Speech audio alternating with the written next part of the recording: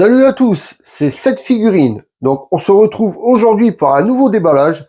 Donc aujourd'hui, je vous ai choisi le lot B de l'Ichiban Kuji Dragon Ball X Temple Above the Clouds qui est sorti le 6 juillet 2024 au Japon. Et le lot B, c'est le tout-puissant Dieu, comme nous on le connaît en France. Et au Japon, c'est Kami-sama. Donc tout de suite, on fait le tour de la boîte. Alors, déjà, faut voir, les boîtes sont vraiment très belles, avec les petits nuages, tout ça. Franchement, ils font un effort sur les décorations des boîtes. Donc alors, on retrouve ici Ichiban Kuji, la licence, pour une fois, Dragon Ball. Ça, c'est nickel. Masterlize, donc on retrouve, comme je vous ai dit, le lot B. Bandai, Bandai Namco. Sur le côté, donc on retrouve le tout-puissant de biais, avec des inscriptions en japonais ici sur les bords.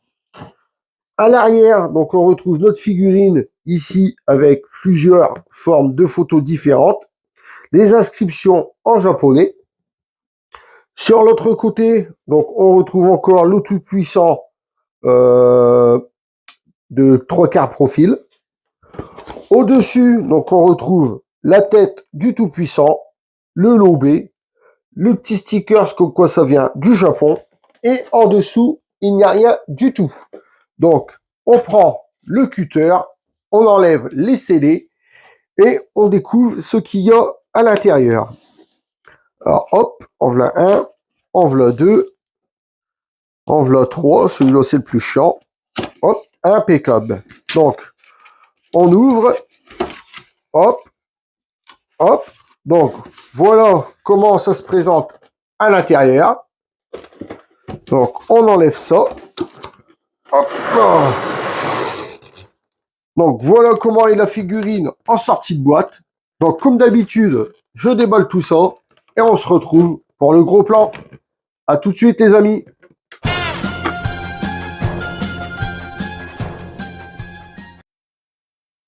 Et voilà, les amis, on se retrouve pour le gros plan. Donc, comme on peut le voir, elle est en 1, 2 et 3 parties.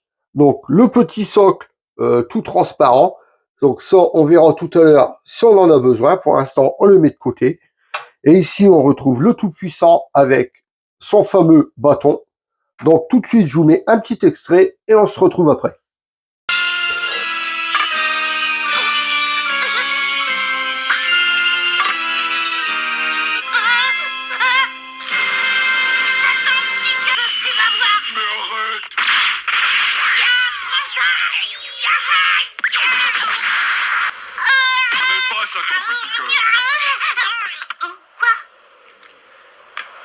Le maître de la tour ne t'avait donc pas parlé de moi?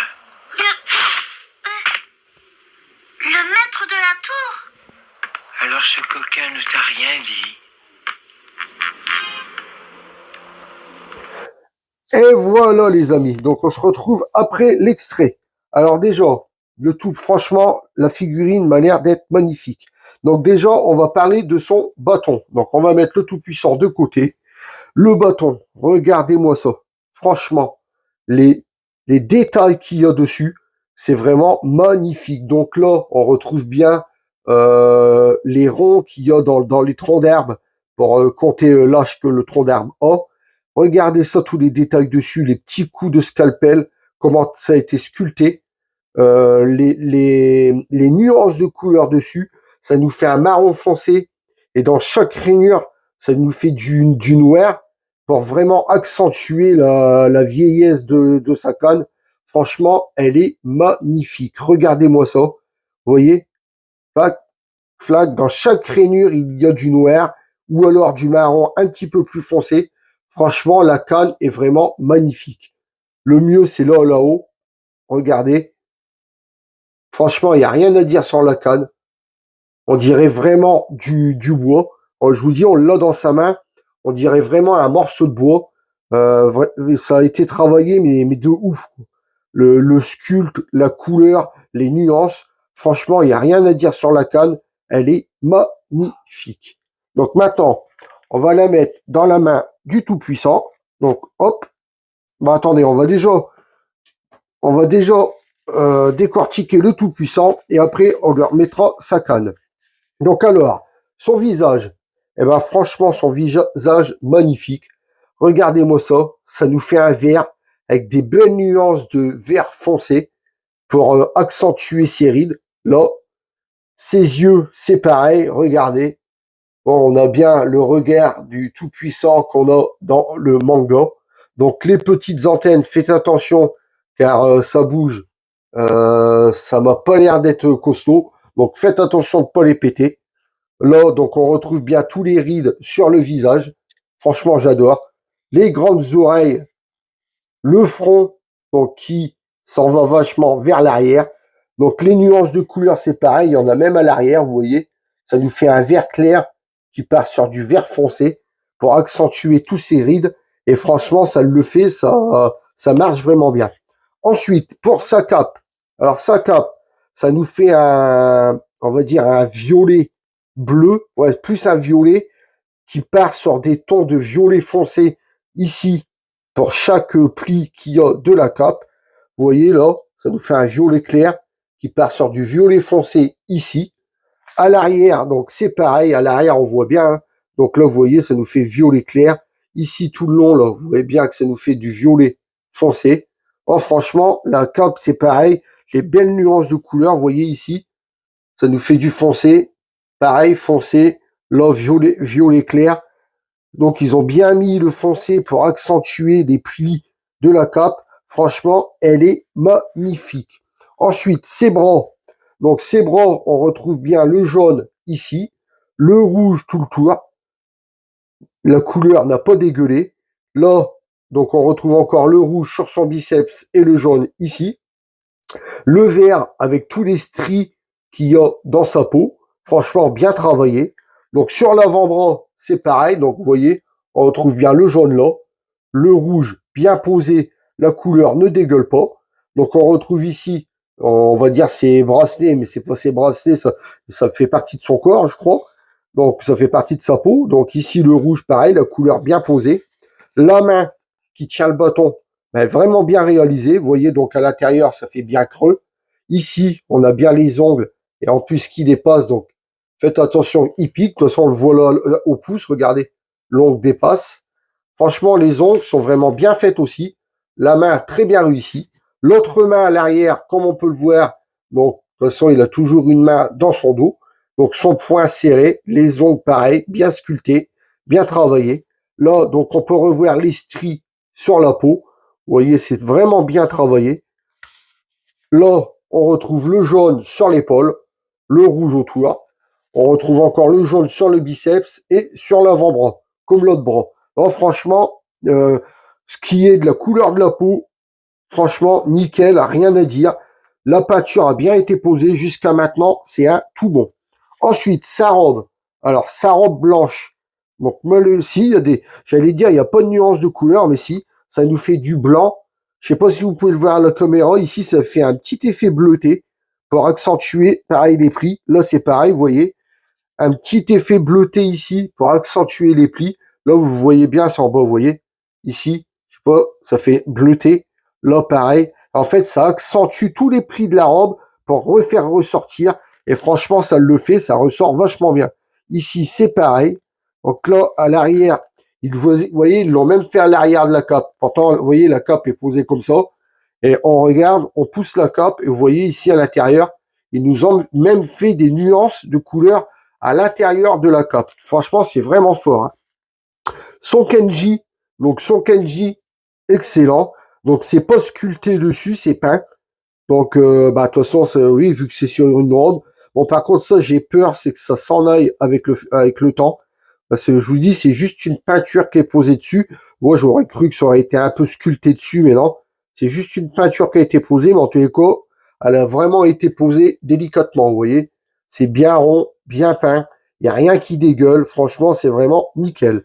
Ensuite, on retrouve ses godasses. Donc, ses godasses, je me rappelle plus trop comment c'est dans l'épisode. Là, il a les godasses bleues. Bon, en dessous, un pantalon blanc. Mais ça, de toute façon, dans le manga, on n'a jamais vu ce qu'il avait en dessous de sa jupe, si c'était vraiment un pantalon blanc ou d'une autre couleur. Les jambes, vous voyez qu'il y a des petits morceaux de jambes ici. Donc, ils nous ont bien fait ça aussi. Vous voyez, vert avec le jaune devant. Ici, pareil, vert, les extrémités rouges et le jaune devant. Donc ensuite, maintenant, on va lui mettre son bâton. Alors, le bâton, hop, on lui met dans sa main. Donc, on va le poser. Normalement, je pense que ça vient jusqu'à ici. Hein. Donc, de toute façon, il doit aller jusqu'à par terre. Donc, on va mettre la figurine de face pour pouvoir mettre bien son bâton et voir si elle tient debout sans socle. Donc, on la met tout de suite et on regarde ça. Donc, les amis, c'est le moment de vérité. Est-ce qu'elle tient debout sans socle? Alors, hop, bah franchement, impeccable.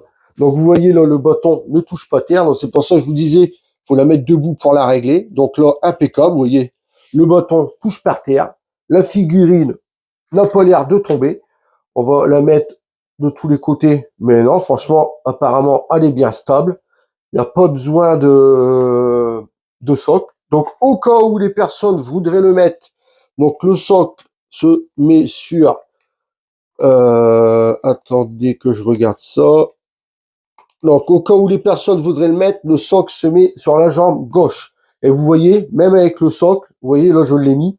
Et ben, franchement, on ne voit même pas avec la robe qui tombe jusqu'en bas. On voit même pas que le socle est mis. Donc, d'ailleurs, moi, je vais peut-être le laisser. Ça évitera qu'elle tombe. Et puis là, je vous dis, ça gêne pas du tout, étant donné qu'on ne le voit pas. Donc maintenant, on va prendre les mesures de la figurine. Alors, cette figurine en hauteur mesure. Alors, en hauteur, cette figurine mesure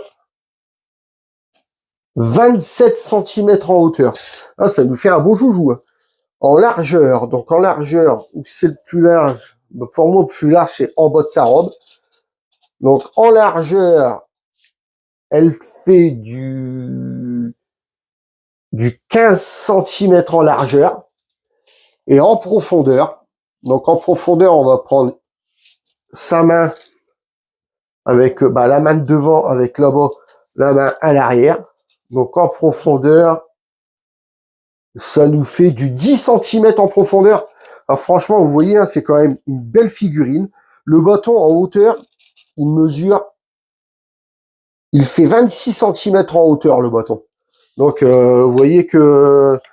Non, franchement, ça nous fait vraiment une très très belle figurine. En plus, un dieu, le tout-puissant comme ça, c'est très très rare de l'avoir. Je sais même pas s'il y a déjà eu une figurine avec une si belle grandeur de ce personnage-là. Pour moi, il ne me semble pas. C'est la première que je vois. Bon, tout de suite, maintenant, on se retrouve pour la conclusion. Allez, à tout de suite.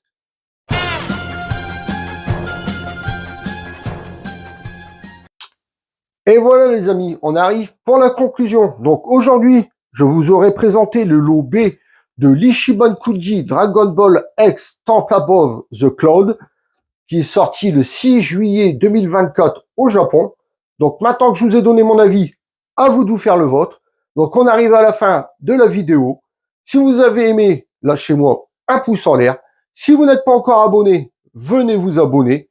N'oubliez pas d'activer la petite cloche pour ne louper aucune notification. Vous pouvez aussi me retrouver sur Instagram, TikTok et Twitch. Tous les liens sont en description. Sur ce, je vous laisse en compagnie du box et je vous dis à très bientôt pour une prochaine vidéo. Salut à tous les amis.